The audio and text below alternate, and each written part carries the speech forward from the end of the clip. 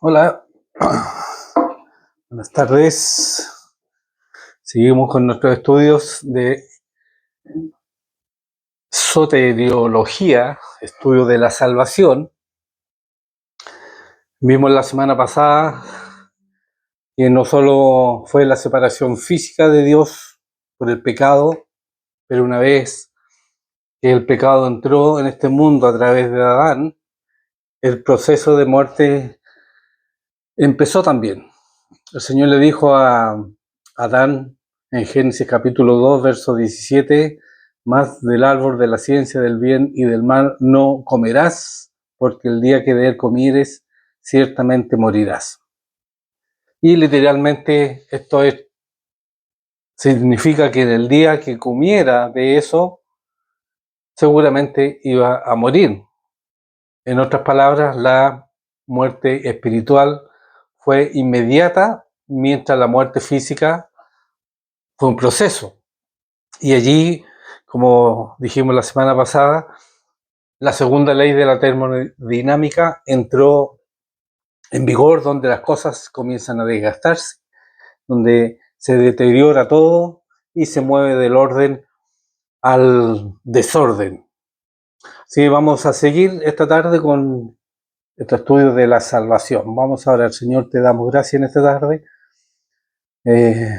por poder seguir estudiando de tu palabra. Te pedimos, Señor, que tú bendiga a cada uno de los que va a escuchar este estudio, Dios, que va a verlo, Señor, que tú hables y trates con ellos personalmente.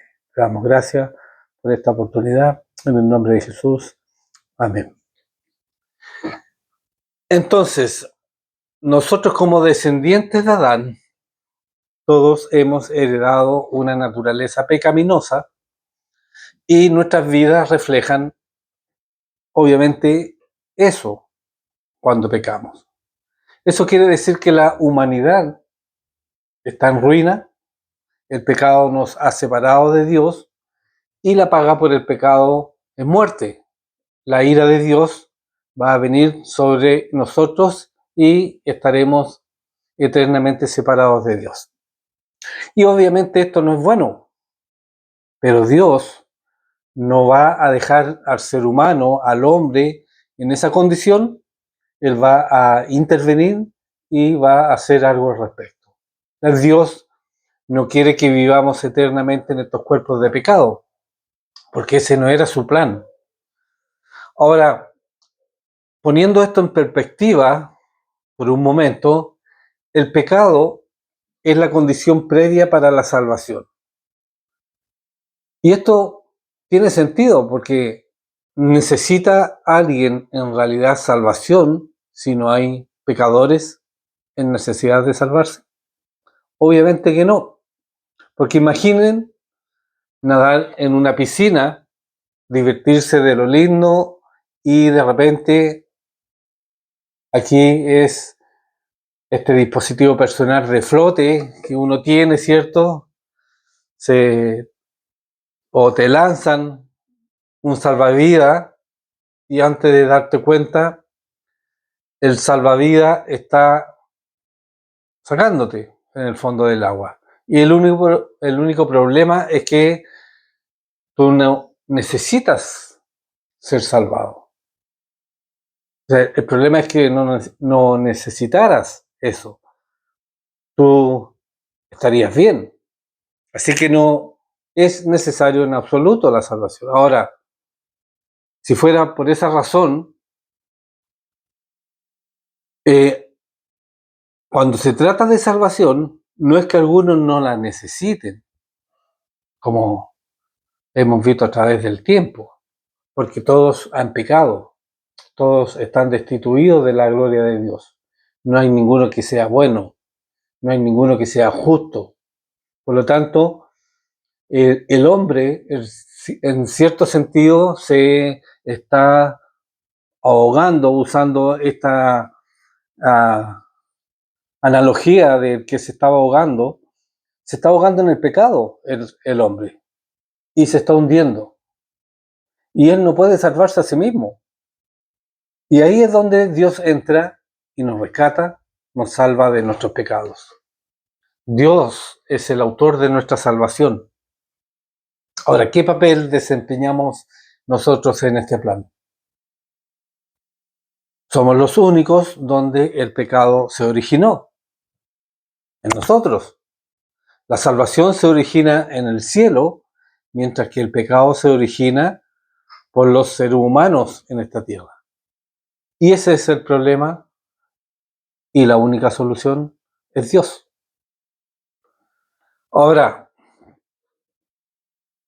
hay una enfermedad llamada miastenia gravis, que es una condición muy seria, una condición mortal, y en esta condición hay un problema con los músculos, que están reaccionando a señales que están siendo enviadas a través de ellos por el cerebro.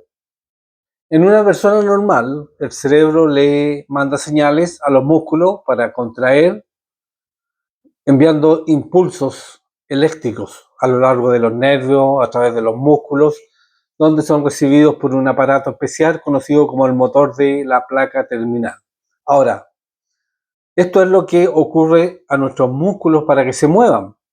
Este motor de placas terminales aceptan estas señales y ellas la pasan al músculo y el músculo se mueve, ya sea contrayéndose o extendiéndose, dependiendo de lo que uno quiera hacer. El problema para estas personas que tienen esta enfermedad es que estas placas terminales no están. Y si bien el cerebro envía la señal, nunca es recibida por el músculo. Y debido a que no es recibida por el músculo, no responde y con el tiempo, obviamente, los músculos se marchitan. Y aparte de Cristo, nuestro espíritu está muerto. Nosotros no podemos tener comunión con Dios. En cierto sentido, esas placas terminales también faltan. Y aun cuando Dios manda la señal o da la señal, esa señal no llega. Nosotros no escuchamos a Dios y por lo tanto no respondemos a Dios. Cuando Adán fue creado, estas placas, ciertos terminales, estaban y funcionaban muy bien.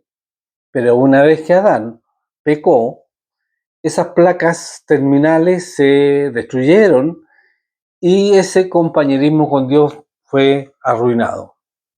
Ahora, por supuesto, Dios todavía habla, pero lamentablemente la señal no es recibida. Y esta muerte del espíritu afecta a la vida de una persona, lo que hacen y lo que dicen. Y aparte de Dios, se vuelven cada vez más depravados. Eso es lo que ocurre con el ser humano. Y es solamente cuando nos acercamos a Cristo que nuestro espíritu es vivificado nuevamente y ese compañerismo con Dios es recuperado. Entonces, esas placas terminales vuelven a crecer y podemos escuchar a Dios que nos está hablando. De hecho, Pablo lo dice en Efesios capítulo 2, verso 1 al 3, él dice: y él os dio vida a vosotros cuando estabais muertos en vuestros delitos y pecados, en los cuales anduvisteis en otro tiempo, siguiendo la corriente de este mundo, conforme al príncipe de la potestad del aire, el espíritu que ahora opera en los hijos de desobediencia, entre los cuales también todos nosotros vivimos en otro tiempo, en los deseos de nuestra carne, haciendo la voluntad de la carne y de los pensamientos, y éramos por naturaleza hijos de ira, lo mismo que los demás. Y aquí vemos a Pablo hablando de la muerte espiritual, de lo que de alguna forma recién estábamos hablando. Y él dice que cuando una persona está espiritualmente muerta, son insensibles a las cosas de Dios, porque sus pecados lo han separado de Dios. Y esto lo podemos ver pensando acerca de esto de la siguiente manera. Si uno patea a una persona muerta, le das puñetazos, ellos no lo van a sentir. Son insensibles a eso porque están muertos, y lo mismo es cierto en cuanto a nuestro espíritu.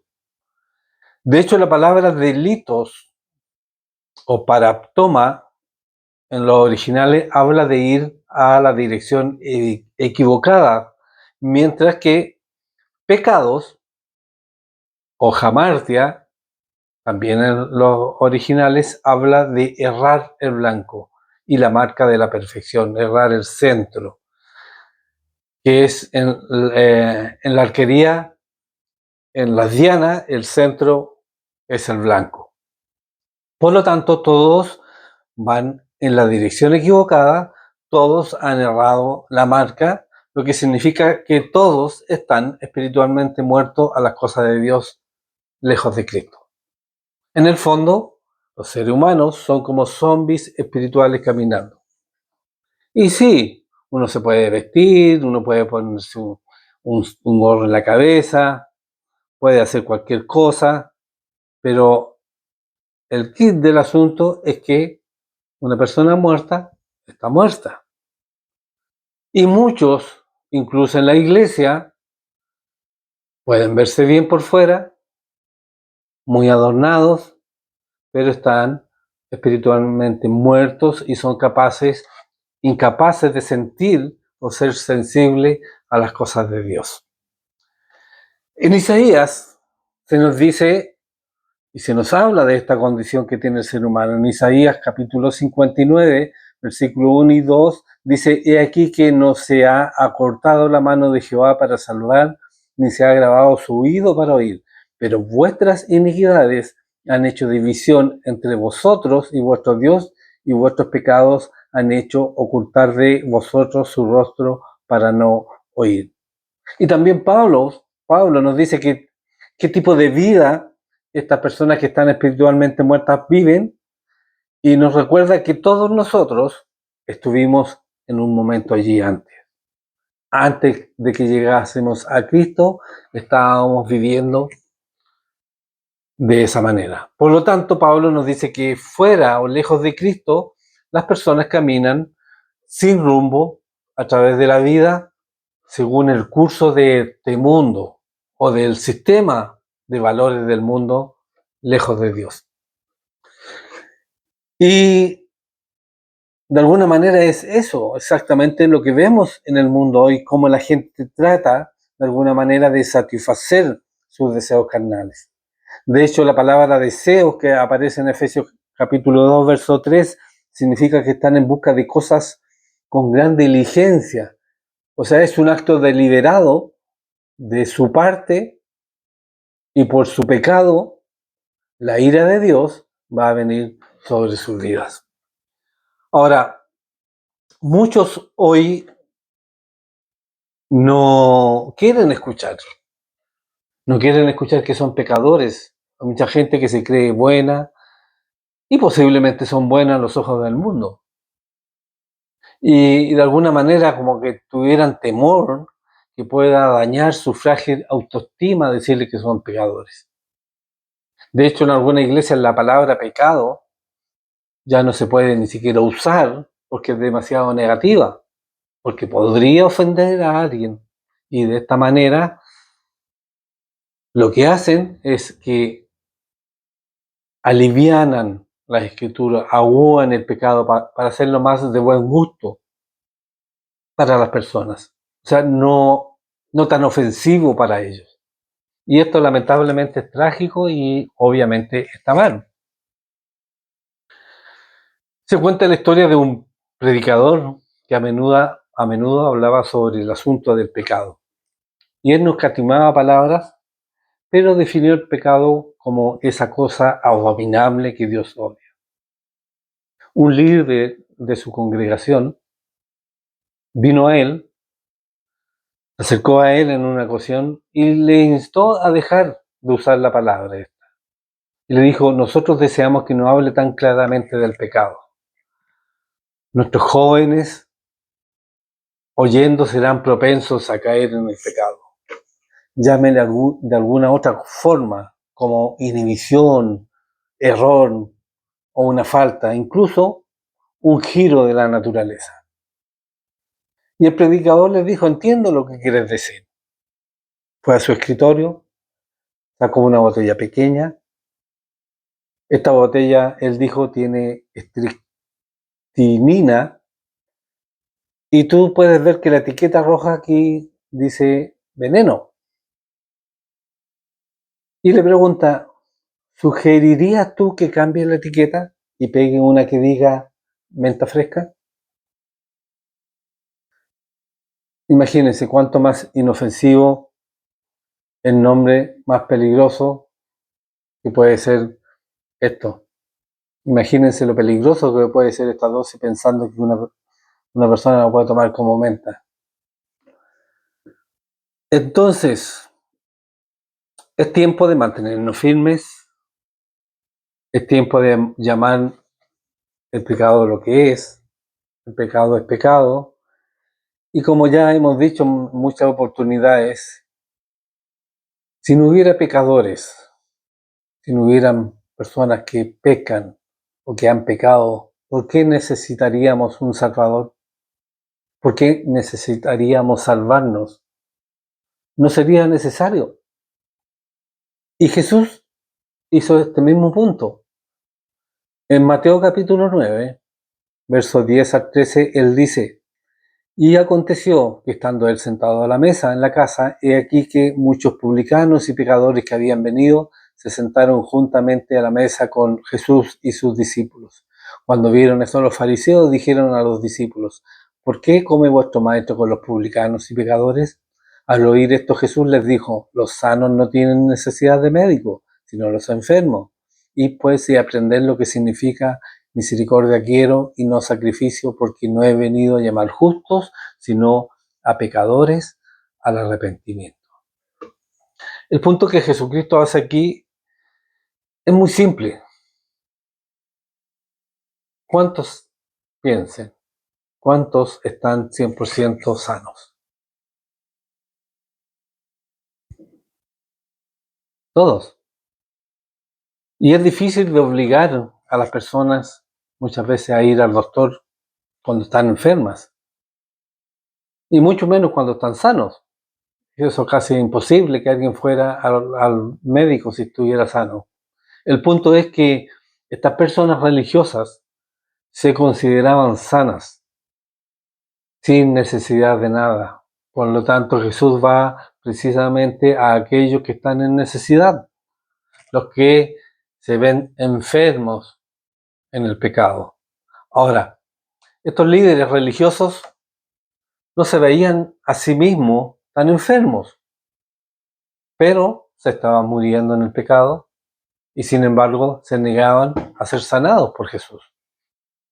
Y fíjense que Jesús no obligó a estos líderes religiosos, pero esperaba que vinieran ellos mismos.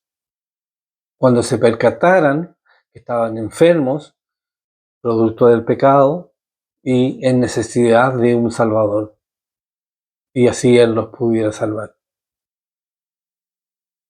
Entonces, no solo tiene la persona una necesidad para verse a ellos mismos como siendo pobres de espíritu, incapaces para hacer cualquier cosa para salvarse, sino que también deben lamentarse de su condición pecaminosa y alcanzar de alguna forma ese lugar donde se puede arrepentir de sus pecados, llegar a recibir a Jesús.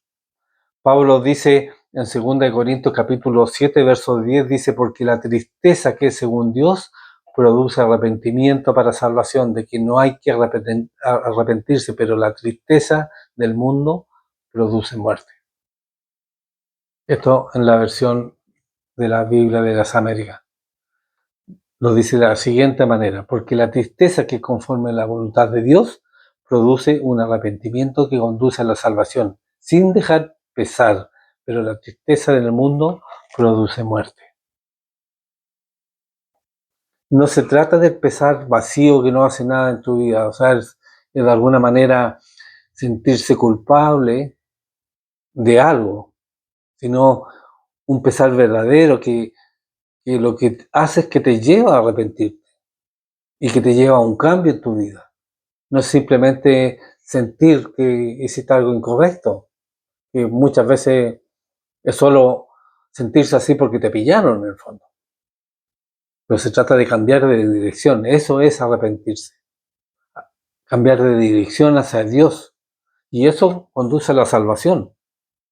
En otras palabras, llegar al punto donde comienzas a pedir a gritos un Salvador, porque tú no puedes salvarte, y le pides a Jesús que sea el Señor y el Salvador de tu vida, que te limpie de tus pecados y que Él lo puede hacer.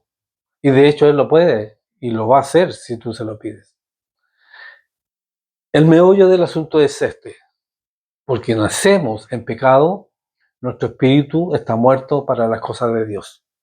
No podemos recibir de Él. Y porque nuestro espíritu está muerto, los apetitos y deseos del cuerpo controlan nuestra vida. Y el resultado, obviamente, es la depravación del ser humano, la depravación del hombre. Ese es el problema para todas las personas sin Cristo hoy. Así que vemos el problema del hombre que ha heredado el pecado, que ha adquirido el pecado, por lo tanto, él merece el juicio de Dios. Y Dios no puede ignorarlo, pero la pena por el pecado debe ser pagada. Ahora, creo que se puede entender por qué es tan importante que el mensaje del Evangelio siga y continúe adelante y no se deforme o traten de cambiarlo para hacerlo decir otra cosa.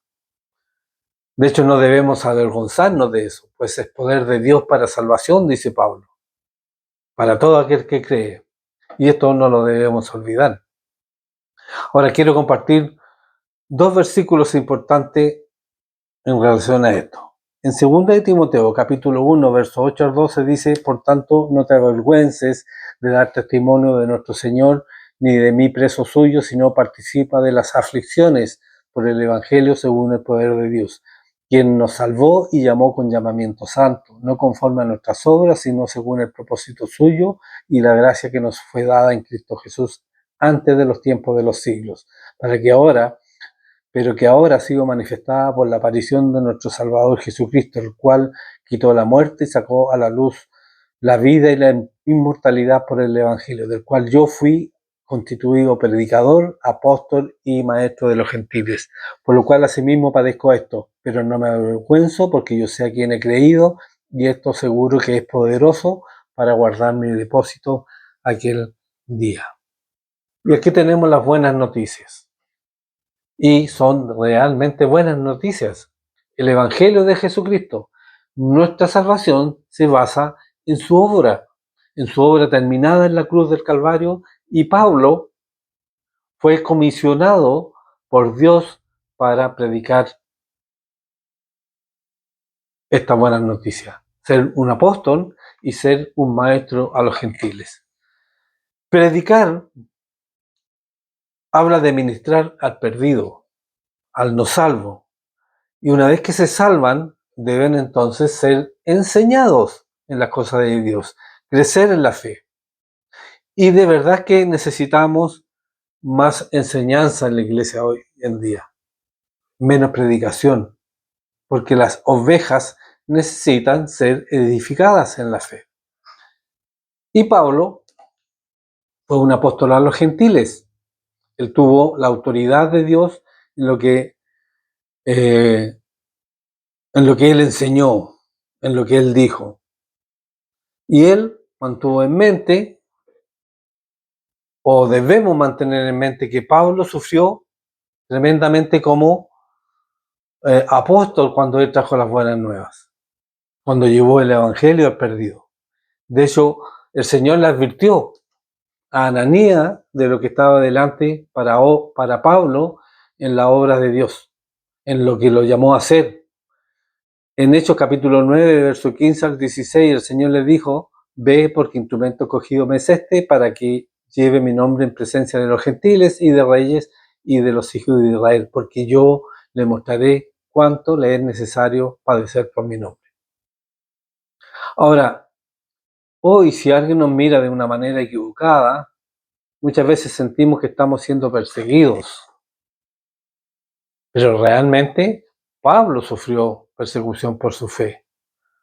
Lo que muchas veces nos sucede a nosotros es simplemente producto a veces de nuestras conductas. Pablo fue tirado en prisión, fue golpeado, apedreado, naufragó, y a pesar de todo, lo que él vivió se mantuvo fuerte, permaneció en el rumbo correcto. Ahora, ¿cómo lo hizo? En 2 Timoteo, capítulo 1, verso 12, él nos dice, porque yo sí que he creído, yo sé a quién he creído, y estoy seguro de que es poderoso para guardar mi depósito para aquel día. Y por supuesto, es importante saber lo que tú crees, pero también es importante saber en quién tú crees. Pablo creyó en Jesús como su Señor y Salvador. Por lo tanto, él sabía que él podía preservarle, sabía que podía protegerle, que él podía sostener su fe hasta que él fuera para estar con el Señor. O bien si el Señor regresaba por él, o por todos los creyentes que vivían en ese momento, si hubiese sido el rapto en aquel día. Por eso Spurgeon dijo, conócete a ti mismo, dijo el filósofo pagano. Eso está bien, pero ese conocimiento solo puede conducir a un hombre al infierno.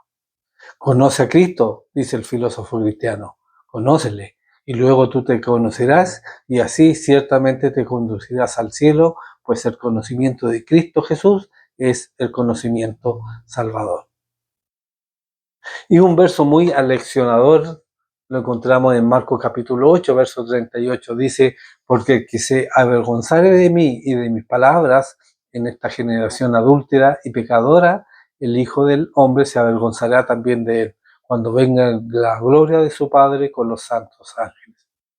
Entonces son palabras muy fuertes, habladas por Jesús, y la idea aquí es que no hay tal cosa como cristianos de armario,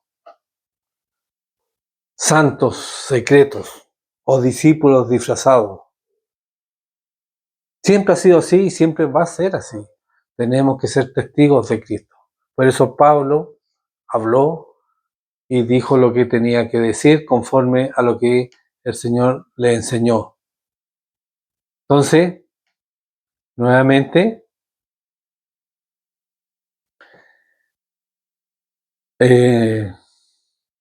tenemos que seguir avanzando en lo que es el estudio de la salvación, ir conociendo cómo podemos llegar al cielo, cómo se llega al cielo, porque las Escrituras nos enseñan que todos han pecado, que todos están destituidos de la gloria de Dios, que no hay ninguno que sea bueno, que no hay ninguno que sea justo.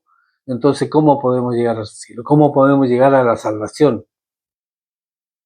Y cuando se trata de salvación, no es que algunos no la necesiten, todos la necesitan, porque no es por uno mismo que puede llegar a la salvación. Así que vamos a seguir estudiando sobre la salvación la próxima semana y vamos a ir avanzando conforme a lo que las Escrituras nos enseñan. Recordemos que Dios, que Cristo Jesús es el autor de nuestra salvación. Nosotros solamente desempeñamos el papel de proveer el pecado, pero el Señor es el que nos salva. Oramos. Señor, te damos gracias en esta tarde por tu palabra. Señor, te pedimos que nos sigas enseñando sobre estos estudios de la salvación, de cómo llegar a ti, Señor, de cómo ser salvos, de cómo lograr llegar al cielo. Te damos gracias, Dios, por lo que tú nos enseñas, Señor. Te pedimos por la iglesia, por tu pueblo, Señor, que cada uno pueda ir buscando y fortaleciéndose en ti. En el nombre de Jesús. Amén. El Señor les bendiga. Nos vemos el domingo. Recuerden, a las 11 de la mañana comenzamos a alabar a Dios y de ahí viene el estudio de la palabra. Así que le animo a llegar temprano y nos vemos el domingo.